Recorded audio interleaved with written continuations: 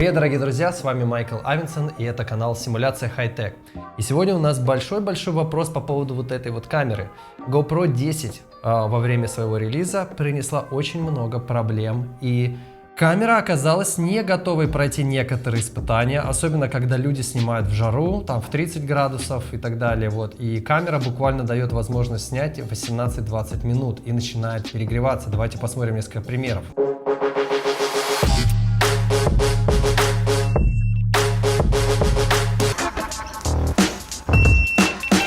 Я сам столкнулся с такой проблемой. Действительно, камера в течение какого-то периода, когда у нее происходит максимальная температура, она начинает просто выключаться. И это происходит только именно с версии 10, потому что в ней стоит новый процессор, а если, допустим, взять предыдущую GoPro 9, там стоит процессор GP1, то есть это предыдущий процессор, который не дает таких overheating. Мне кажется, основная проблема GoPro 10 в том, что она вышла достаточно сырой, и такое ощущение, что компания просто торопилась выпустить эту камеру, чтобы успеть выпрыгнуть на маркет перед тем, как выйдет DJI Action 2, которая уже в интернете появилась с картинкой и физической оболочкой самой камеры. И фишка в том, что камера на самом деле придумана достаточно гениально.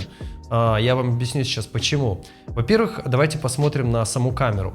Она выглядит в форме куба, и она достаточно маленькая, то есть она помещается везде, где вам нужно. Это уже большой плюс экшн камер, что вы ее можете взять и положить в карман, она не будет мешать, не нужны никакие кейсы там и так далее, и камера может поместиться вместе с вашими ключами, вместе с вашими там телефонами и так далее в одном кармане. Это уже огромный плюс. Во-вторых, давайте посмотрим, что GoPro 10 уже несколько лет делает вот этот вот экран спереди.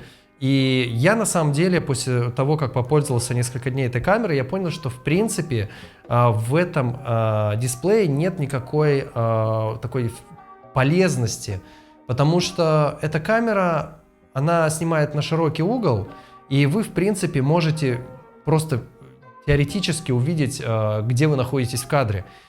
Если бы это был, допустим, какой-нибудь телевик, да, то есть когда вам нужно снимать крупный план и так далее, то были бы, конечно, вопросы. Вам нужно обязательно иметь перед собой картинку того, что вы снимаете. А здесь как бы широкий угол, и как бы вы ни поставили, вы просто смотрите, вот она линза, вот, то есть и вот этот вот, в принципе, экран, он не нужен, но из-за того, что он есть, он создает огромный размер для самой камеры. Понятное дело, что дисплей сзади он выглядит достаточно гармонично, потому что он выполнен в формате 16:9, и в принципе вы видите сразу, что вы снимаете. Я не знаю, как это будет в камере Osmo Action 2, но в принципе то, что они оптимизировали размер самой камеры, это уже большой плюс.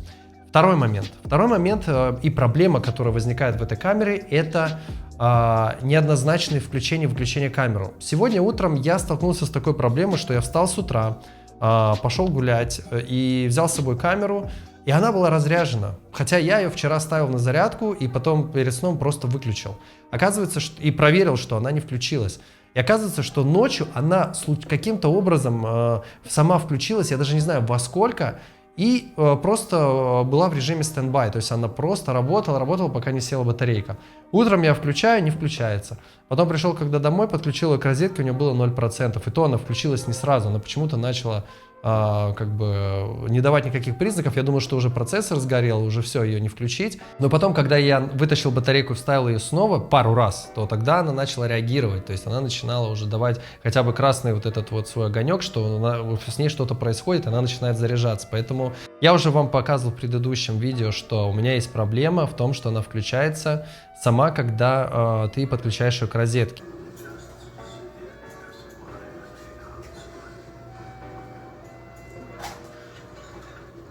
В основном в интернете все, что пишут, это проблема с перегревом самой камеры. Хотя GoPro уже официально начала писать в комментариях больших блогеров о том, что они уже знакомы с этой проблемой, и мы работаем над тем, чтобы ваша проблема была решена как можно быстрее, и готовим специальный апдейт, который выйдет уже совсем скоро-скоро. Поскольку сама компания признала эту проблему с перегревом, то вы можете прийти в магазин или в место, где вы купили камеру, и официально ее вернуть, потому что это считается заводской брак. Но поскольку этот апдейт еще не вышел, то вы можете это сделать в течение того срока официального, который вам дал магазин, и просто вернуть камеру без каких-либо проблем. По крайней мере, в Америке это вообще не проблема, даже если бы в камере не было никаких проблем. У нас официально в Калифорнии есть 30 дней вернуть все, что вы хотите, и при этом вам вернуть всю сумму, не нагружая вас вот этими проблемами, что нужен рестокинг фи, то есть когда как бы используется вот этот вот процент износа самой камеры. Ну, конечно, вы не можете там отправить раздолбанные, как будто вы только что там с велосипеда падали 5 раз и снимали на камеру, и она повредилась. Нет, к сожалению, вы должны ее вернуть в таком более-менее новом состоянии. То есть проблема обозначена, она есть, поэтому вы смело можете вернуть. По крайней мере, сам завод принимает и сама компания принимает эти заявки.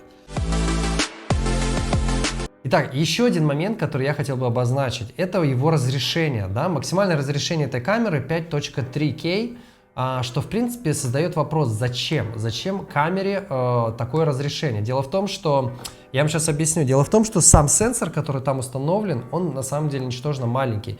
И реальное вот native разрешение, которое есть у этой камеры, это 4К.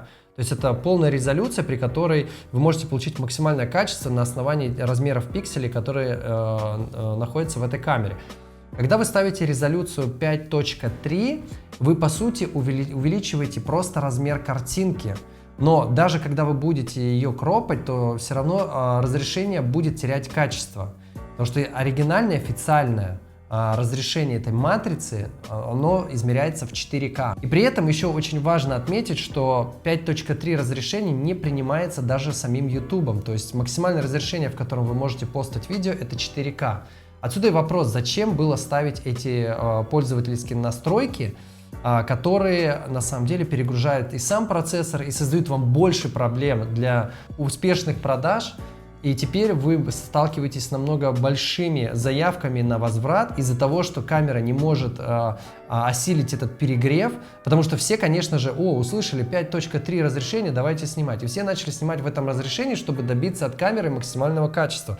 Я считаю, что это не слишком рационально, и поэтому это уже такой минус как бы для камеры, который стоит учитывать. DJI Action 2 камера, она как раз снимает максимально в 4К разрешении и не стремится делать его выше, потому что для нее важен размер пикселей самой матрицы, нежели размер разрешения, на который камера может снимать. Обратите внимание, это две разные вещи. И причем размер пикселей, он позволяет вам получать намного качественную картинку, когда вы снимаете вечером, когда недостаточно освещения, и вы получаете реальный ресурс самой матрицы. У GoPro есть проблемы со съемкой в помещениях и в местах, где недостаточно освещения. Я уже показывал вам в предыдущем видео, вы можете посмотреть еще раз. Но смысл в том, что если камера имеет те же проблемы, которые имела на предыдущих камерах, значит, у нее, по сути, никакого обновления не произошло. И вот эта вот цифра 10, когда люди такие думают, ну, наверное, в 10-й версии должен быть какой-то масштабный прогресс, на самом деле было, по сути, пыль в глаза.